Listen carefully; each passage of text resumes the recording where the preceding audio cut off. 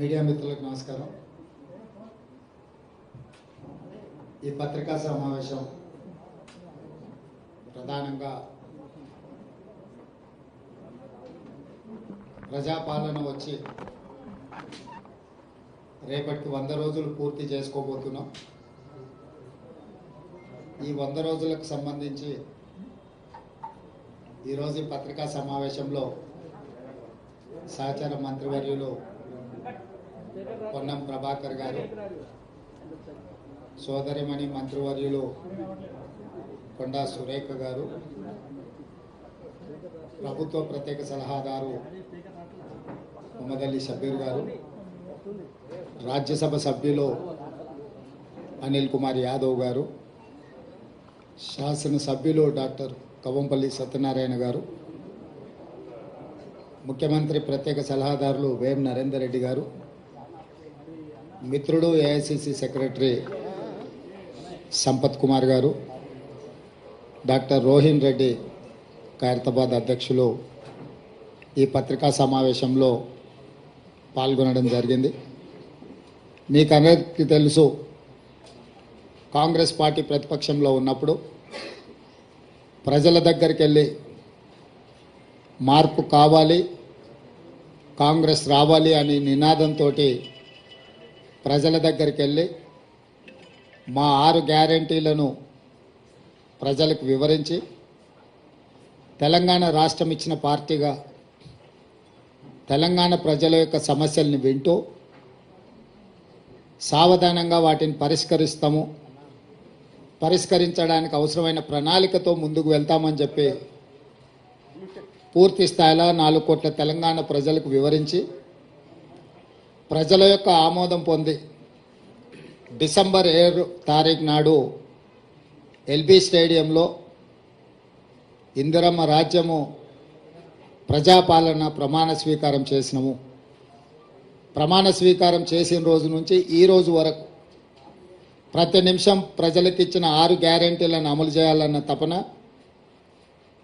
10 సంవత్సరాలు చంద్రశేఖరరావు 100 సంవత్సరాలకు సరిపోయేంత విధ్వంసం తెలంగాణను చేసి తెలంగాణను పూర్తిగా అప్పుల ఊబిలో ముంచేసి పరిపాలనను అస్తవ్యస్తంగా తయారు చేయించి అసలు ఏమి చేసినా ఇంకా ఇది పట్టాలు ఎక్కలేనంత పరిస్థితికి రాష్ట్ర ప్రభుత్వాన్ని, రాష్ట్రం యొక్క ఆర్థిక వ్యవస్థను దిగజార్చిండ్రు. మొదటి రోజు నుంచి గత ప్రభుత్వం ఎన్నో చిక్కుముళ్ళు వేస్తే వాటన్నిటిని విప్పుకుంటూ ఒక్కొక్కటి పరిష్కరించుకుంటూ ఈ రోజు వరకు పరిపాలనను ప్రజల వద్దకు తీసుకెళ్ళినాం. గతంలో ముఖ్యమంత్రిని చూడడమే గగనమయ్యి ముఖ్యమంత్రి గారి దర్శనమే ఒక భాగ్యం అన్నట్టుగా వ్యవహరిస్తే ఈరోజు నిత్యం ప్రజలలోనే వండుకుంటూ ప్రజల సమస్యలు వినుకుంటూ వాళ్ళ బాధలు వాళ్ళ దుఃఖాన్ని అర్థం చేసుకొని పరిపాలనలో వాటికి పరిష్కారం చూపించే దిశగా మా ప్రభుత్వం పనిచేసింది. నాకు సంపూర్ణమైన సంతృప్తిని కలిగించింది ఈ 100 రోజు పరిపాలన. డిసెంబర్ 7 నాడు మొదలైన పరిపాలన మార్చి 17కు 100 రోజులు పూర్తి చేసుకుంటున్న సందర్భంలో ఈ 100 రోజుల పరిపాలన ప్రజలు మా పట్ల చూపించిన సానుభూతి, మేము గత ప్రభుత్వం సృష్టించిన సమస్యల్ని పరిష్కరించే విధానంలో విఘ్నులు కానీ, తెలంగాణలో ఉన్న కవులు కళాకారుల నుంచి మొదలు పెడితే ప్రతి ఒక్కరూ మాతో పంచుకుంటున్న విషయాలను దృష్టిలో పెట్టుకొని నాకు సంపూర్ణమైన సంతృప్తి కలిగించింది 100 రోజుల పరిపాలన.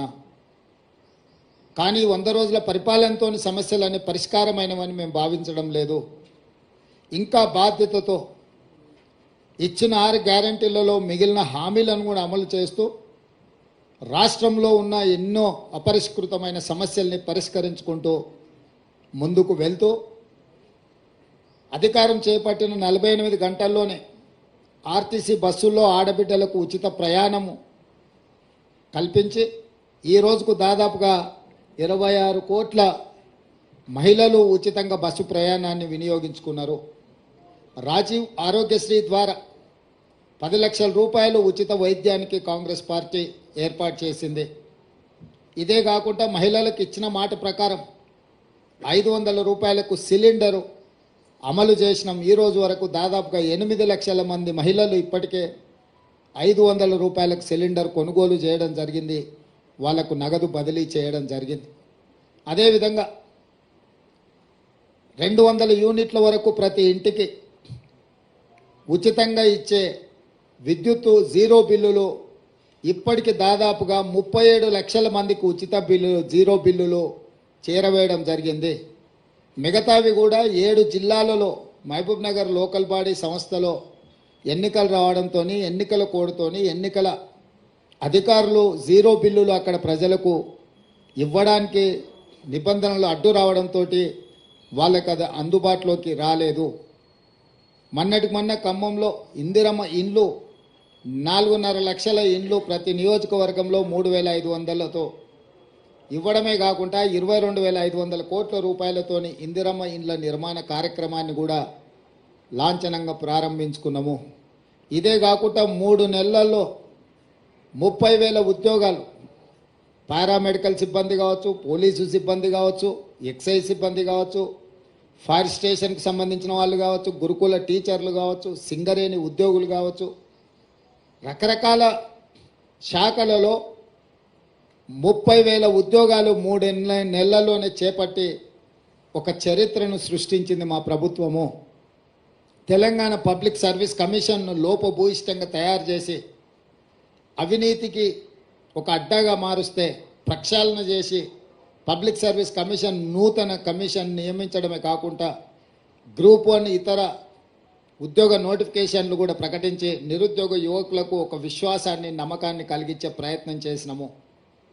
పన్ను ఎగవేతదారుల మీద కూడా కఠినంగా వ్యవహరిస్తూ ప్రభుత్వానికి రావాల్సిన రాబడులు ఆదాయాన్ని స్థిరీకరించుకుంటూ ప్రభుత్వ ఉద్యోగులకు జీతాలు ఇవ్వలేని పరిస్థితి, పెన్షనర్స్కి ఎప్పుడు పెన్షన్ వస్తుందో తెలియని పరిస్థితి నుంచి ప్రతి నెల 1వ తారీఖు నాడు ప్రభుత్వ ఉద్యోగుల ఖాతాలలో జీతాలు వేసి పెన్షన్దారులకు కూడా వాళ్ళ పెన్షన్ సరైన సమయంలో 1వ తారీఖు నాడే వచ్చే విధంగా మా ప్రభుత్వం చర్యలు చేపట్టింది. మీరందరూ కళ్ళారా చూస్తున్నారు. ఇట్లా చాలా విషయాలలో పారదర్శకంగా ప్రజల దగ్గరికి వెళ్ళి ఒకప్పుడు నిషేధిత ప్రాంతంగా ఉండేది ఆనాటి ప్రగతి భవన్, ఈనాటి ప్రజాభవన్. ఈరోజు వేలాది మంది ప్రజలు ఎప్పుడైనా స్వేచ్ఛగా అక్కడికి వచ్చి తమ సమస్యలు చెప్పుకుంటే వినడానికి ప్రభుత్వం ఉన్నది, పరిష్కరించడానికి ప్రయత్నం చేస్తుందనే విశ్వాసం తెలంగాణ ప్రజలకు కల్పించడం జరిగింది. అది నిరంతర ప్రక్రియ.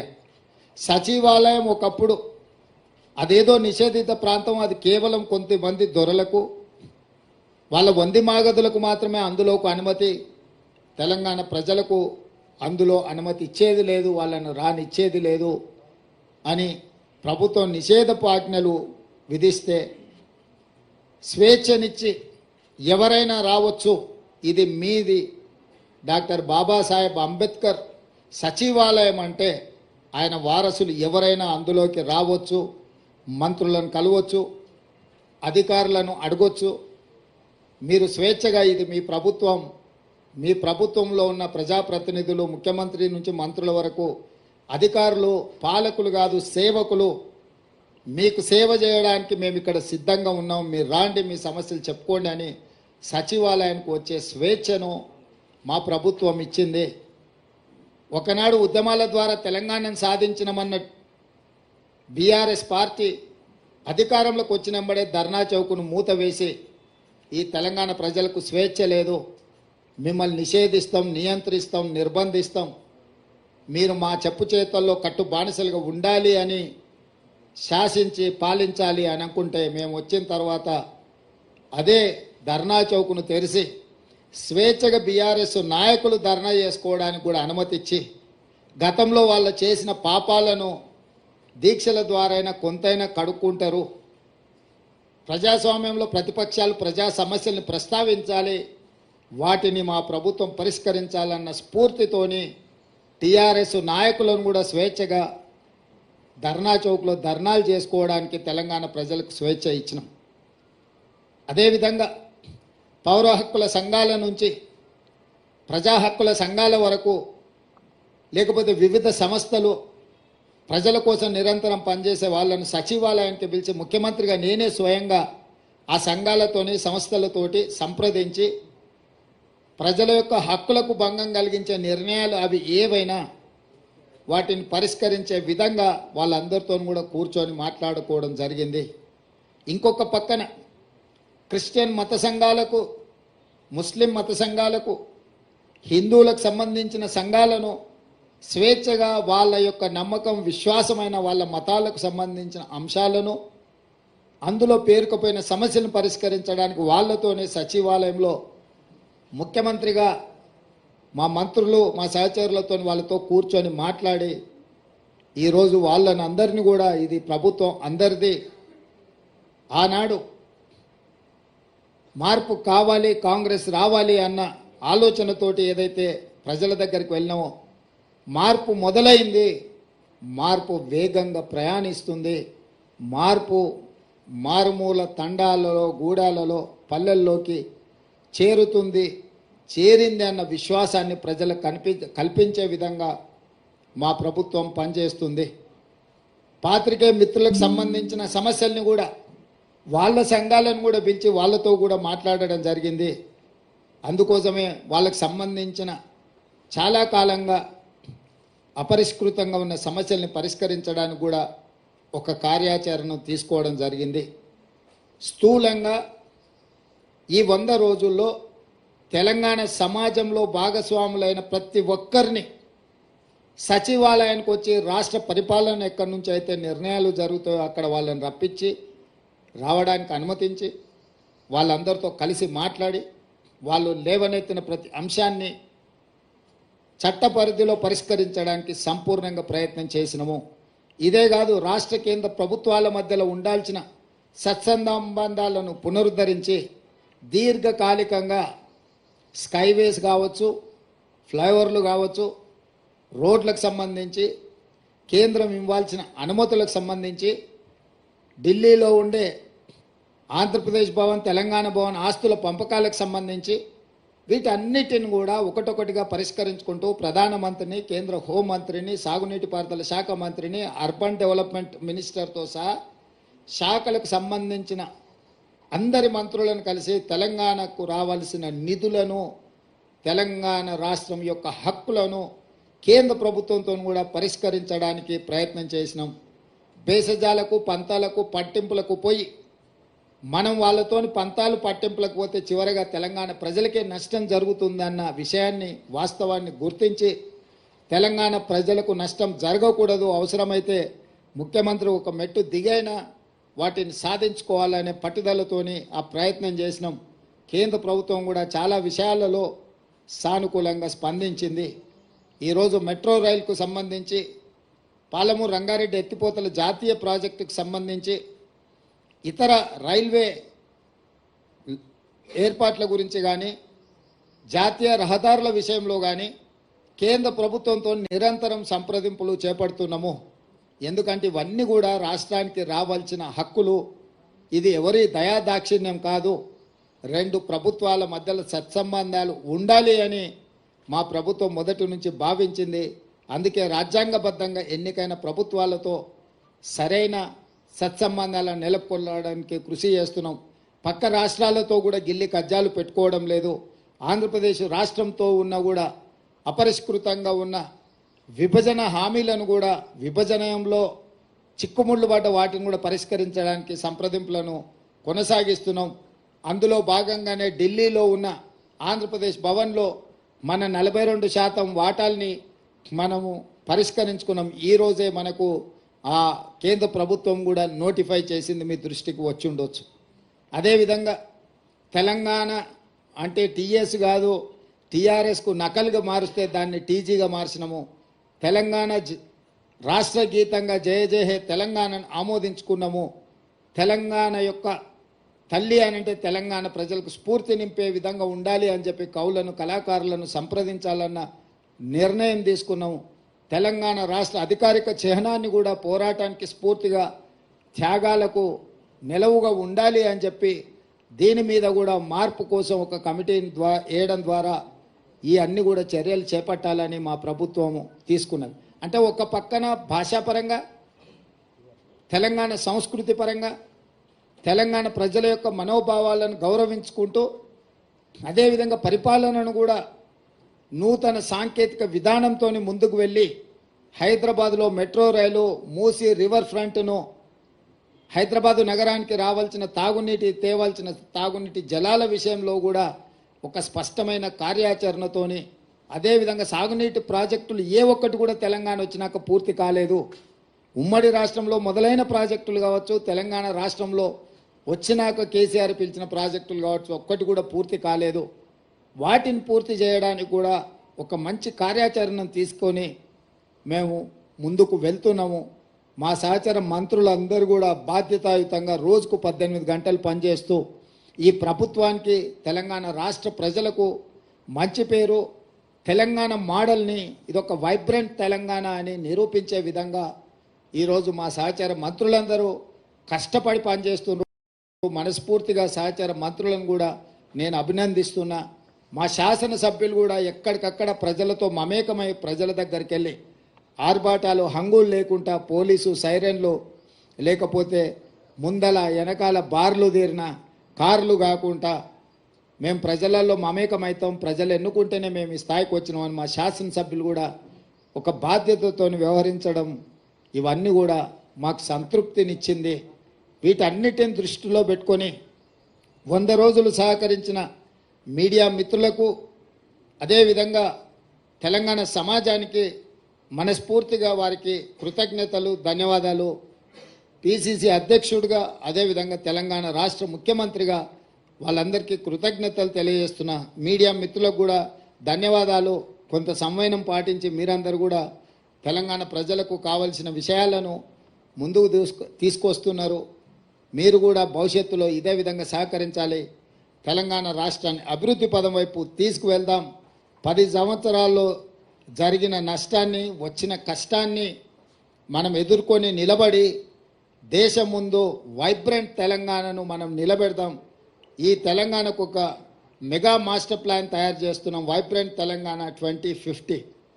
దాంట్లో భాగంగా మీ అందరి సలహాలు, సూచనల కోసం ఎన్నికలు ముగిసిన వెంటనే సంప్రదింపుల ప్రక్రియ మొదలుపెట్టి ఒక మంచి ప్రణాళికను 2050 కోసం తెలంగాణ అభివృద్ధిని, తెలంగాణ సంక్షేమాన్ని ముందుకు తీసుకెళ్లడానికి మా ప్రభుత్వం వస్తుంది అని చెప్పి మీకు అందరికీ తెలియజేస్తున్నాను.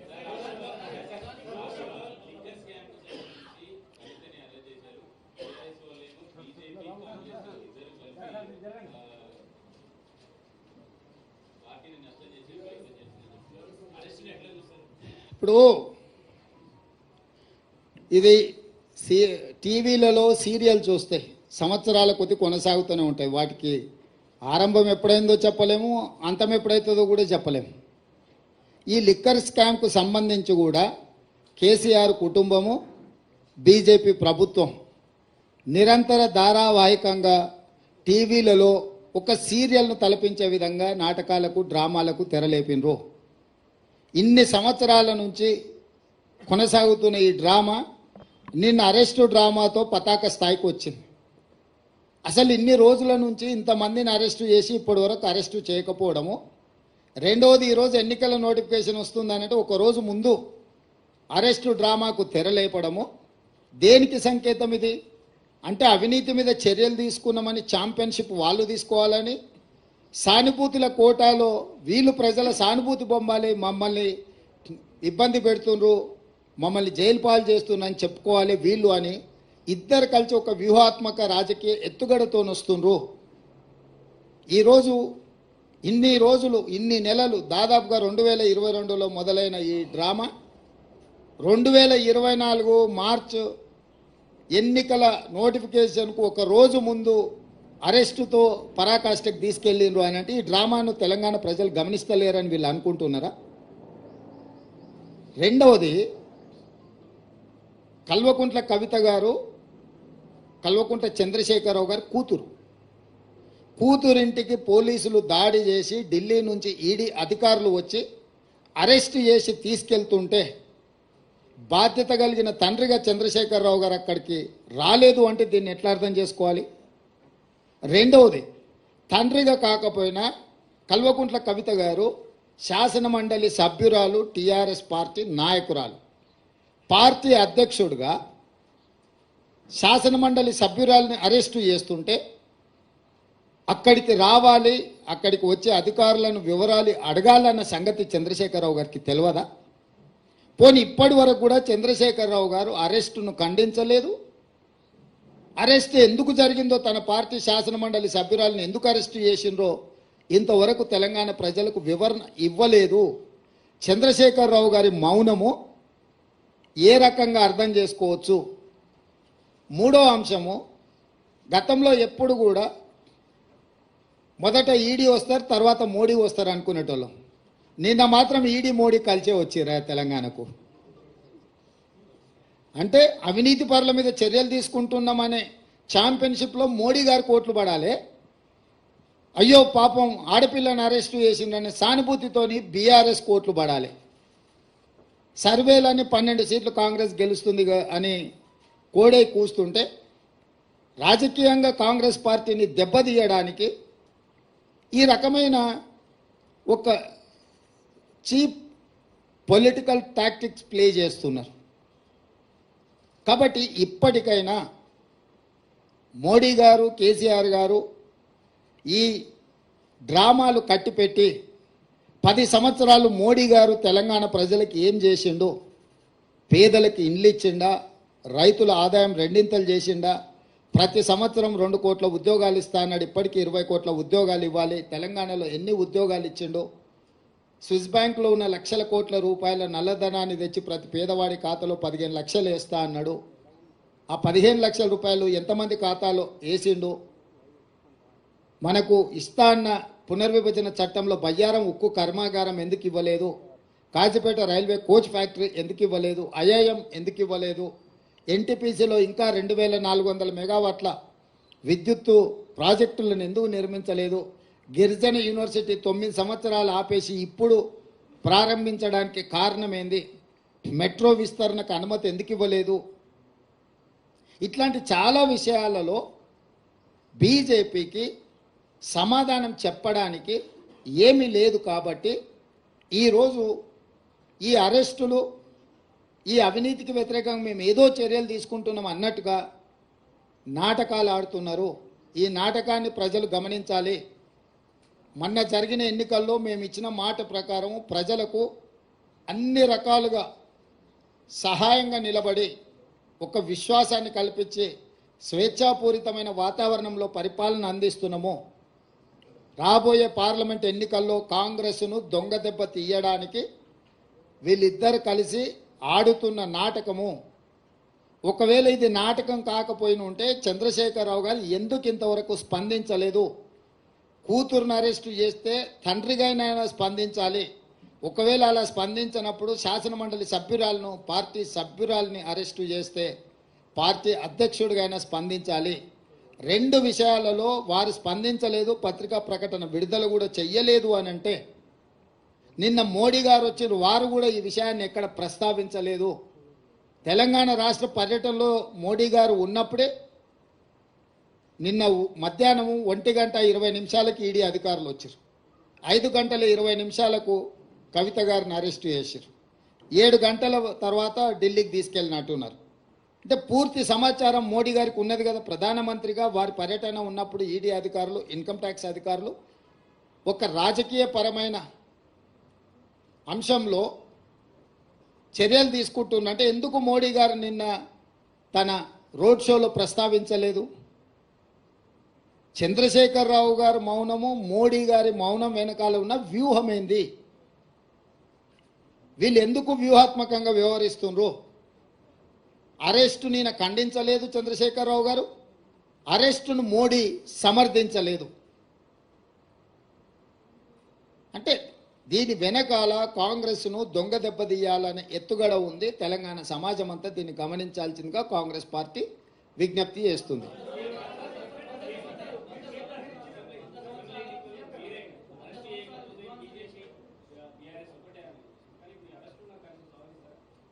నేను అరెస్టును సందర్భం ఇద్దరు నాయకుల యొక్క స్పందన రావాలి. ఒక ఆయన ప్రధానమంత్రి, ఒక ఆయన పార్టీ అధ్యక్షుడు. ఒక ఆయన అరెస్టు చేసిండు, ఇంకొక ఆయన అరెస్టు కాబడ్డాడు. ఫస్ట్ వాళ్ళిద్దరు బయటకు వచ్చి వాళ్ళ విధానం ఏందో మాట్లాడమనుండ్రి. వాళ్ళ విధానాలు మాట్లాడినాక ప్రజలు నిర్ణయిస్తారు వీళ్ళు ఎలాంటి నాటకాలకు తెరలేపిండ్రు, ఈ నాటకాలకు ఏ విధంగా స్వస్తి పలకాలను ప్రజలు నిర్ణయిస్తారు.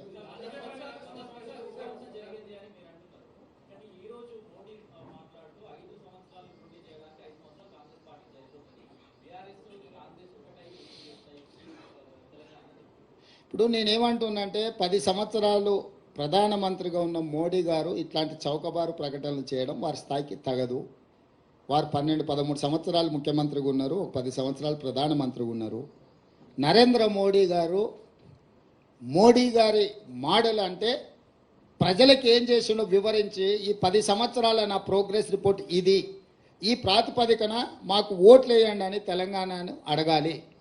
తెలంగాణ రాష్ట్ర ఏర్పాటుని అవహేళన చేసి కాంగ్రెస్ పార్టీ పార్లమెంటు తలుపులు మూసి నిర్బంధించి తెలంగాణ బిల్లు ఆమోదించి రాష్ట్రాన్ని ఏర్పాటు చేసిండ్రు.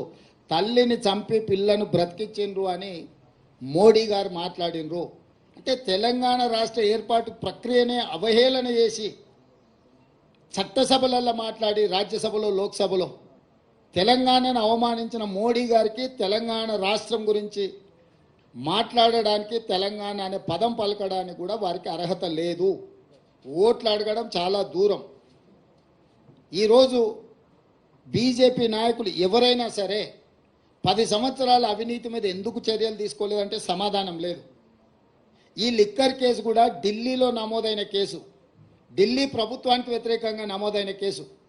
చాలామందిలో కల్వకుంట్ల కవిత గారు ఒకరు. కానీ తెలంగాణ రాష్ట్ర ప్రభుత్వం 10 సంవత్సరాల నుంచి పాల్పడ్డ అవినీతి మీద ఒక్క కేసు అయినా ఎందుకు నమోదు చేయలేదు? బీజేపీ నాయకులు ఈరోజు సమాధానం చెప్పగలరా?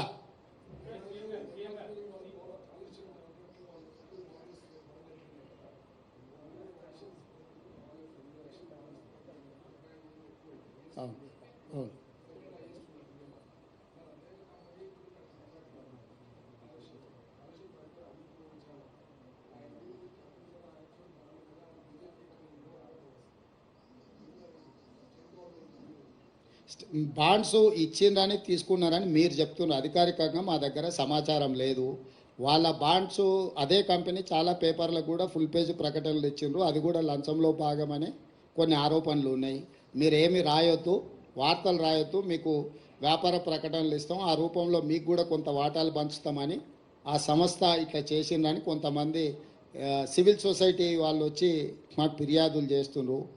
ఈరోజు కాళేశ్వరంకి సంబంధించి జ్యుడిషియల్ ఎంక్వైరీ చేసినాం, 2 జడ్జిలను అపాయింట్ చేసినాం. ఒకటి విద్యుత్తు, 2 సాగునీటి. అదేవిధంగా ఎన్డీఎస్ఏ కూడా కంప్లీట్గా అథారిటీ ఇచ్చినాం. సాంకేతిక పరమైన నిర్మాణంలో జరిగిన లోపాల మీద నివేదిక రావాలని. ఆ నివేదికలు వచ్చిన తర్వాత ప్రభుత్వం తదుపరి చర్యలు తీసుకుంటుంది. ఈ దేశము పట్టపగలు అర్ధరాత్రి పూట ముంబైలో AK-47 పెట్టి దేశ ప్రజల్ని కాల్చి చంపినా కూడా కసబును కూడా ఉరేయాలంటే ఒక చట్టబద్ధమైన విచారణ చేసిండ్రు. ఈ దేశంలో విచారణ చేయకుండా శిక్షలు విధించే విధానం లేదు. ఎవరైనా అట్లా చేస్తే తప్పిదం అవుతుంది. మేము ఆల్రెడీ ఎవరెవరి మీద ఏం చర్యలు తీసుకుంటున్నాము, ఏం విచారణకు ఆదేశించినాం మీకు వార్తలు వస్తూనే ఉన్నాయి, మీరు చూసే ఉంటారు.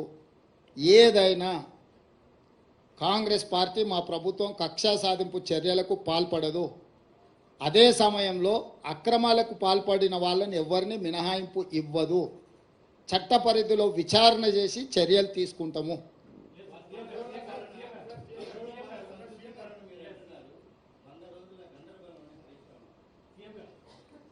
వాళ్ళ పార్టీలో ఉన్న గందరగోళం, కుటుంబంలో ఉన్న తగాదాలను ఆయన పరోక్షంగా ప్రస్తావిస్తున్నాడు.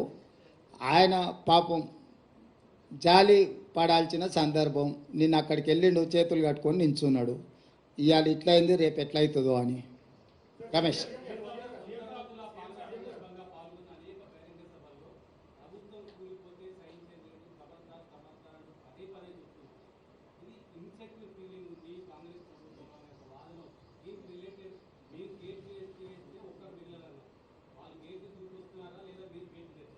ఇప్పుడు నేను ప్రభుత్వం విషయంలో మొట్టమొదట బీఆర్ఎస్ నాయకులు ఇది 3 నెలలు కూడా మనుగడ సాధించారు, మేము పడగొడతామని బీఆర్ఎస్ వాళ్ళు చెప్పారు.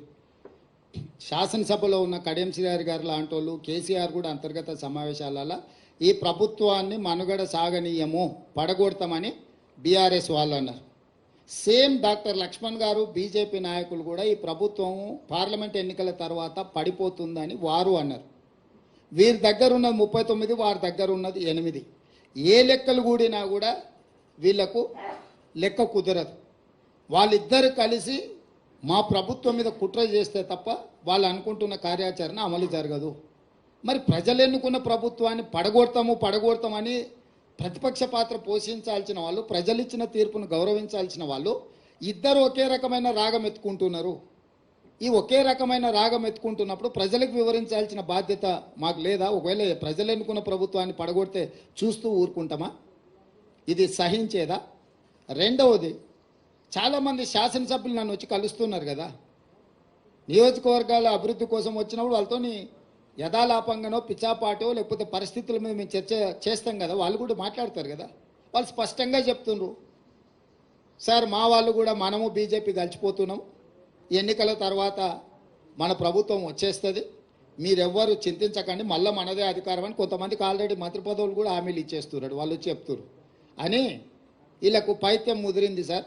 అట్లాంటి పరిస్థితి ఏదైనా వస్తే మేమంతా సిద్ధంగా ఉన్నాం ఈ ప్రభుత్వాన్ని నిలబెట్టడానికి. ఇన్నాళ్లకు ముఖ్యమంత్రి శాసనసభ్యులను కలిసి నియోజకవర్గ సమస్యలు వింటున్నాడు.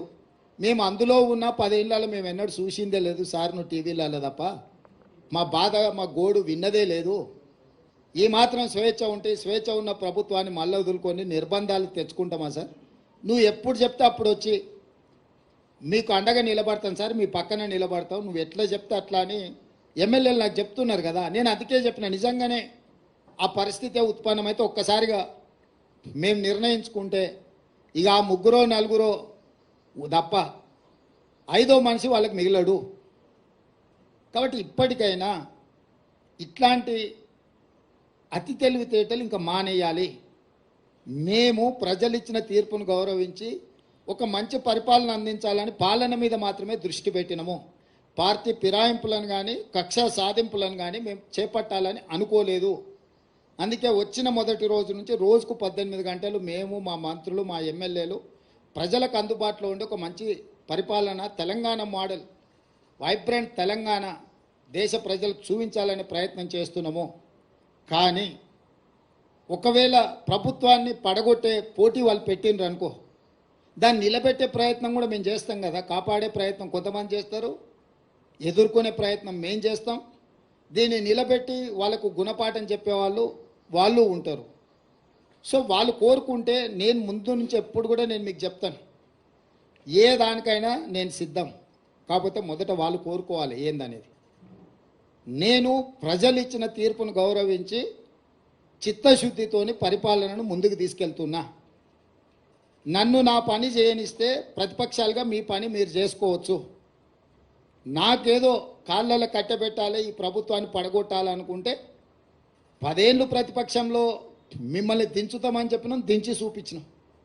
ఇప్పుడు కూడా మీ ద్వారా స్పష్టంగా చెప్తున్నా, పడగొట్టాలన్న ఆలోచన మీరు చేస్తే మీరు నిద్ర లేచే లోపల మీ పక్కన ఎవడూ ఉండరు, మీరు తొడుక్కున్న బట్టలు కూడా ఉండవు. లేదు చూసుకుంటే ఎమ్మెల్యేల సంగతి చాలా దూరము. అట్లా ఒకవేళ వాళ్ళు కోరుకుంటే నాకు ఏమీ అభ్యంతరం లేదు. మీరు తారీఖు చెప్పండి, పడగొట్టేది ఏందో చెప్పండి, దాని పరిణామాలు ఏందో నేను చెప్తా. తారీఖు నిర్ణయించుకోమని చెప్తున్నా నేను. ఒకవేళ ఈ ప్రభుత్వాన్ని పడగొడతాము అని మీరు బింకాల కోసం పొంకనాల కోసం మాట్లాడుకుంటే నాకేం అభ్యంతరం లేదు. ఎందుకంటే పొంకనాల పోసిగానికి 3 ఏళ్ళు 36 దొడ్లు అని వెనకడికి పెద్దోళ్ళు చెప్పారు. పొంకనాల కోసం అయితే నాకు అభ్యంతరం ఏం లేదు. కానీ ఇట్లేదన్నా వ్యవహారం చేస్తే మాత్రం దానికి తగ్గ ప్రణాళిక మా దగ్గర సిద్ధంగా ఉన్నది. ఎవరేం మా మిత్రులు ఈ ఒక మంచి ప్రభుత్వం పడిపోతుందేమో అని ఎవరు ఆందోళన చెందాల పని లేదు. 10 సంవత్సరాలు మా ప్రభుత్వం ఉంటుంది. 94 నుంచి 2004 10 సంవత్సరాలు టీడీపీ ఉన్నది. 2004 నుంచి 2014 వరకు కాంగ్రెస్ అధికారంలోని, 2014 నుంచి 2023 వరకు బీఆర్ఎస్ అధికారంలో ఉన్నది. 2023 నుంచి 2034 వరకు 10.5 సంవత్సరాలు మేము అధికారంలో ఉంటాము.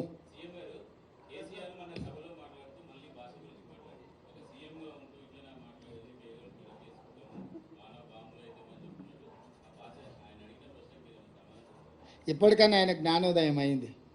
గతంలో ఆయన ఏం మాట్లాడినా ఒకసారి సోషల్ మీడియాలో పెడుతున్నారు, చూసుకోమని. ముఖ్యమంత్రిగా శాసనసభలో ఆనాటి పిసిసి అధ్యక్షుడు ఉత్తమ్ కుమార్ రెడ్డి గారిని ఏం మాట్లాడిండు, బయట ఏం మాట్లాడిండు, సభలలో ఏం మాట్లాడిండు ముఖ్యమంత్రిగా ఒక్కసారి చూడమన్నారు. అంతెందుకు నల్గొండలో సభలో ముఖ్యమంత్రిని పట్టుకొని ఎన్ని మాటలు అన్నాడు మీరు తీయండి. రాష్ట్ర మంత్రిగా, కేంద్ర మంత్రిగా, ముఖ్యమంత్రిగా 40 సంవత్సరాలు సుదీర్ఘమైన అనుభవం ఉన్న చంద్రశేఖరరావు నల్గొండ జిల్లాలో బహిరంగ సభలో ముఖ్యమంత్రిని పట్టుకొని ఎన్ని మాటలు మాట్లాడినో మీకు ఒక్కసారి చూడండి. ఆయన అహంకారము ఇంకా కూడా అనగలేదు.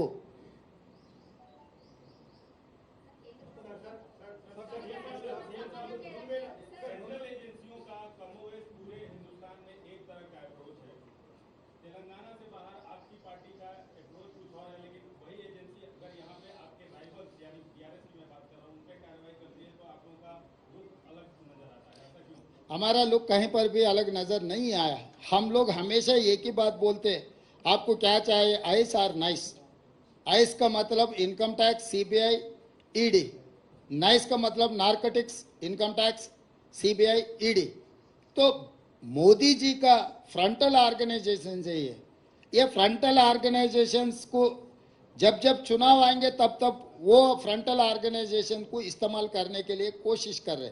इससे पहले ईडी पहले आते थे, बाद में मोदी जी।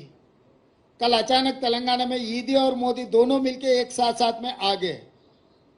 तो ये केस का मामला तेलंगाना से कोई लेना देना नहीं है, दिल्ली से ये केस जुड़ा हुआ है। केजरीवाल सरकार के खिलाफ केस बना है, वो सिलसिले में बहुत सारे लोग अरेस्ट हो गए, उसमें एक 4-5 लोगों को तेलंगाना से भी उठाए। तो इसमें कांग्रेस का जो अप्रोच है मोदी जी सरकार के खिलाफ, तेलंगाना को वही सोच है। हमारा केंद्र अध्यक्ष या हमारा पार्टी नेता लोग जो बोल रहे हैं वही बात हम मदद दे रहे, इसमें कोई फर्क नहीं है। मगर तेलंगाना में जो नाटक चल रहा है ये नाटकबाज बंद करो बोल के हम कह रहे हैं।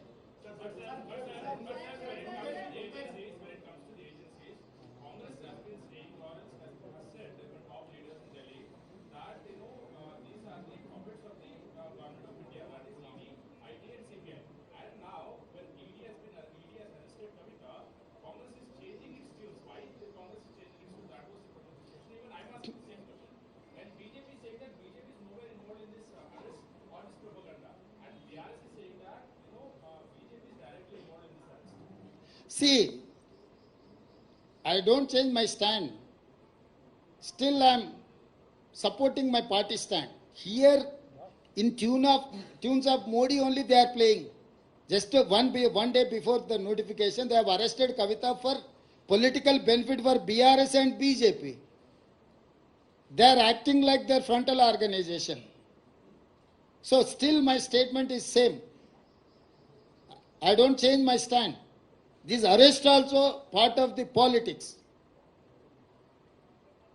influenced by Narendra Modi ji.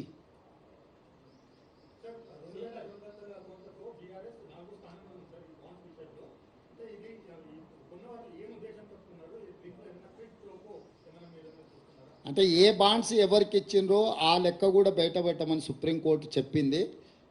Bonds కొనుగోలు చేసిన సంస్థలు, నిధులు తీసుకున్న సంస్థలు ఉన్నాయి. కొనుగోలు చేసింది ఎవరు, ఏ సంస్థలకి బాండ్స్ ఇచ్చిందని తేలినప్పుడు నిర్దిష్టమైన ఆరోపణ చేయొచ్చు. ఆ వివరాలు లేకుండా మనం ఏది మాట్లాడినో గాల్లో మాట్లాడినట్టుగానే ఉంటుంది. కాబట్టి సుప్రీంకోర్టు ఆదేశాలు ఇచ్చింది, మీరు కొనుగోలు చేసిన బాండ్స్ ఎన్ని, ఏ రాజకీయ పార్టీలకు ఇచ్చిండ్రో కూడా మీరు వివరాలు బయట పెట్టాలని చెప్పింది. ఆ వివరాలు వచ్చిన తర్వాత పూర్తి వివరాలతోని కాంగ్రెస్ పార్టీ మాట్లాడుతుంది.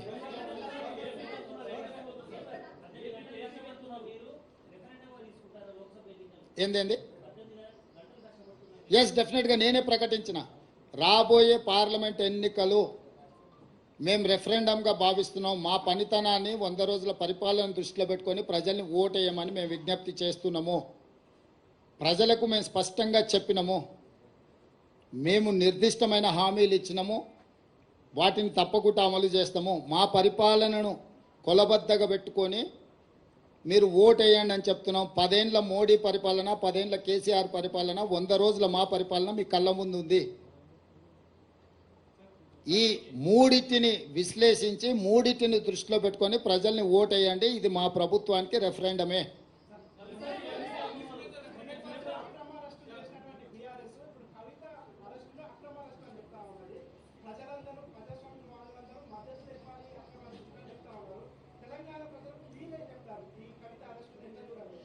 నేను అనేది ఏంటంటే ఇది ఎన్నికల స్టంట్.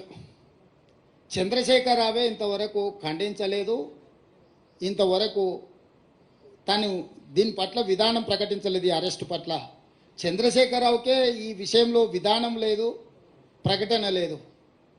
ప్రతిపక్షాలుగా మేము చెప్పేది ఒకటే, అవినీతి పరులు ఎవరున్నా శిక్షించాల్సిందే.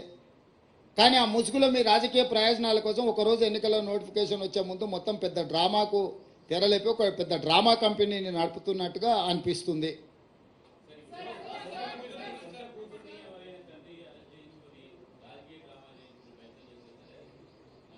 చారి గారు తండ్రిగా కూతురుని అరెస్ట్ చేస్తుంటే రావాల్సిన బాధ్యత లేదా? ఎందుకు రాలేదు? మీరేం చెప్తారు? ఇక వాళ్ళని ఏం చేస్తాం చెప్పు. ఇక వాళ్ళ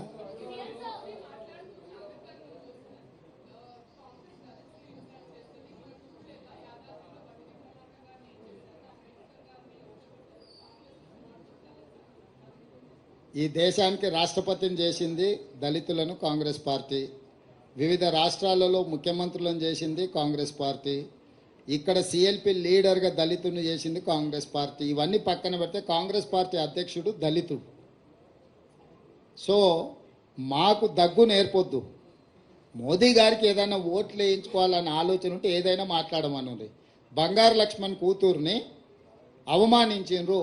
జాతీయ అధ్యక్షుడిగా పనిచేసి బీజేపీ కుట్ర చేసి ₹1,00,000 లంచం కేసులో పార్టీ అధ్యక్షుడిని ఇరికిచ్చిండ్రు వాళ్ళే.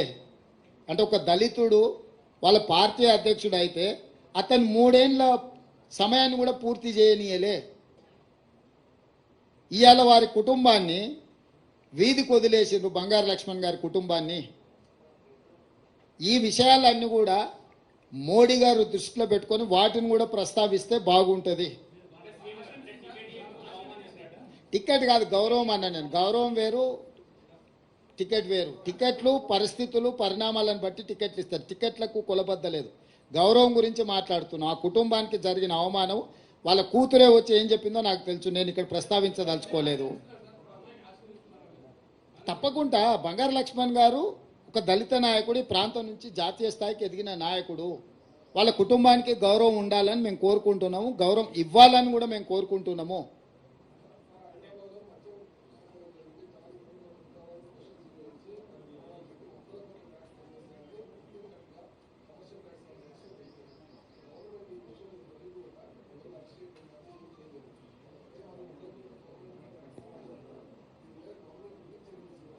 శ్రీనివాస్ ఏదో కంకణం కట్టుకొని జేబులో కాగితం పెట్టుకునే వచ్చినట్టున్నాడు చూస్తుంటే. ఏది కూడా అసలు ఆ రేట్ చేసింది మేమే కదా, మా ప్రభుత్వమే కదా. 100 కోట్ల అవినీతి జరిగిందని తేల్చింది మేమే కదా. లెక్కలు తేలకుంటే కనిపించిన వాళ్ళ అరెస్ట్ చేసుకుంటూ పోతాం. అంటే ఇప్పుడు ఉన్న వాళ్ళని అరెస్ట్ చేసి పాత వాళ్ళని విడిచిపెట్టమనే మన ఎజెండా ఉందా నీ దగ్గర? దీని మొత్తం ఆఖరి వరకు లబ్ధిదారుడు కూడా వాని వెనకాల ఉన్నాము, తీగ పట్టుకున్నాము. డొంకంతా కదలాలి, డొంకను మొత్తం కదిలిస్తాం. దాని వెనకాల ఉన్న దొరల్ని నువ్వేమైనా కాపాడి ఇప్పుడు బినామీలను అనామకులను పెట్టి వాళ్ళని అరెస్ట్ చేస్తే అయిపోద్దని అనుకుంటున్నాం. అట్లా లేదు, లోతుకెళ్ళి. सर आप ये बोल रहे हैं कि दलित और कई सारे जो माइनॉरिटीज है उनके लिए हम लोग एक स्पेशल रिजर्वेशन देंगे एक तरफ, दूसरी तरफ होम मिनिस्ट्री सीए लेके आने के लिए एक इम्प्लीमेंटेशन बात की है। तेलंगाना गवर्नमेंट का स्टैंड क्या है? कल ही दिखाया था मैं, आप नहीं आए शायद इफ्तार में। हम साफ साफ कह दिए सिटीजन अमेंडमेंट एक्ट से लेकर 4% रिजर्वेशन फॉर माइनॉरिटीज जो निकालने के लिए, दबाने के लिए जो भारतीय जनता पार्टी कोशिश करे, सख्त हम लोग उनके खिलाफ है। हम लड़ेंगे इस चुनाव में, भारतीय जनता पार्टी को हरा देके ऐसे मामलों में देश को खतरा पहचाने का लाने के लिए कोशिश किए तो हम खामोश नहीं बैठते। ये देश को आज़ादी दिलाए सो पार्टी कांग्रेस है। इस देश को बचाने का जिम्मेदारी हमारे। माइनॉरिटी को 4% रिजर्वेशन दिए हमें, 4% रिजर्वेशन निभाने के लिए हम पूरे कोशिश करेंगे। अमित शाह या नरेंद्र मोदी जी या उनके कोई भी नेतागण कुछ भी भाषण देने दो। మీ ఛానల్ ఏం తల్లి క్వశ్చన్లు ఎక్కువైనాయి.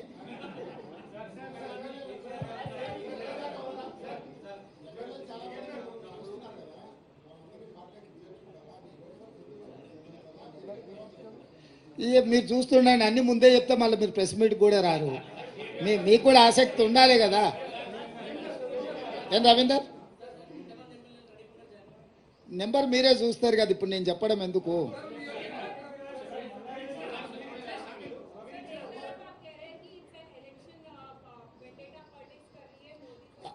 I have not said vendetta politics. I have said stunt, drama.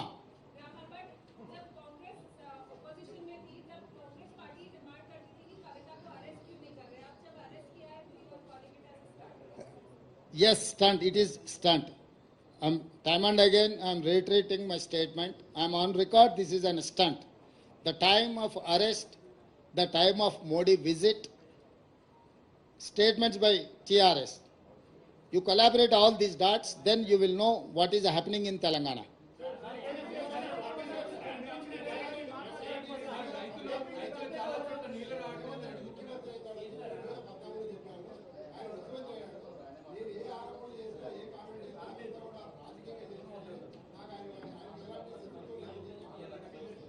ఎట్లా మల్లారెడ్డి స్టేట్మెంట్గా చూస్తా.